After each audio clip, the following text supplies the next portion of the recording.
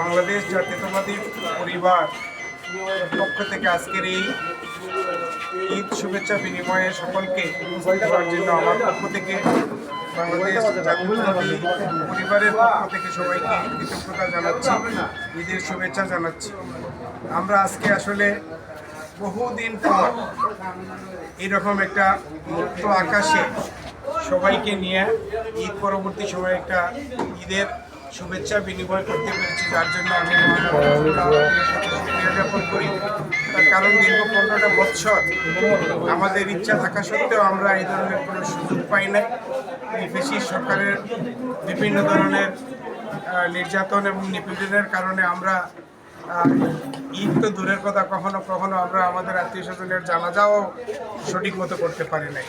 যাই হোক, আজকের এই দিনে এই জুড়ি উপজেলার 6টি ইউনিয়নের বিএনপি পরিবার তথা অন্যান্য রাজনৈতিক দল, প্রিয় সাংবাদিকবৃন্দ এবং সামাজিক সংগঠনের বিভিন্ন স্তরের মানুষ আমাদের এই আয়োজনে, এই অনুষ্ঠানে স্বতঃস্ফূর্তভাবে সম্পৃক্ত হওয়ার জন্য আমি সবাইকে ধন্যবাদ জ্ঞাপন করছি।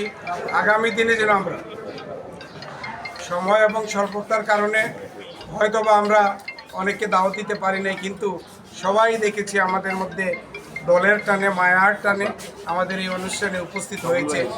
আমরা চাই আগামী দিনে আমাদের দলকে শক্তিশালী করার জন্য আরও সুন্দরভাবে ঐক্যবদ্ধ হয়ে দলের কাজকর্মে আগামী দিনে বেগম খালেদা জিয়া এবং আমাদের তারুণ্যের অবকারপ্রাপ্ত চেয়ারম্যান জনাব তারেক রহমান সাহেবের হাতকে শক্তিশালী করার জন্য এই জুড়ি উপজেলায় সব ভেদাভেদ ভুলে গিয়ে ঐক্যবদ্ধভাবে যেন আমরা কাজ করে আমাদের দলকে আগিয়ে নিয়ে যেতে পারি, এই প্রত্যাশা ব্যক্ত করে আপনাদের সকলের সুস্বাস্থ্য কামনা করে আমার বক্তব্য শেষ করছি। ধন্যবাদ সবাইকে।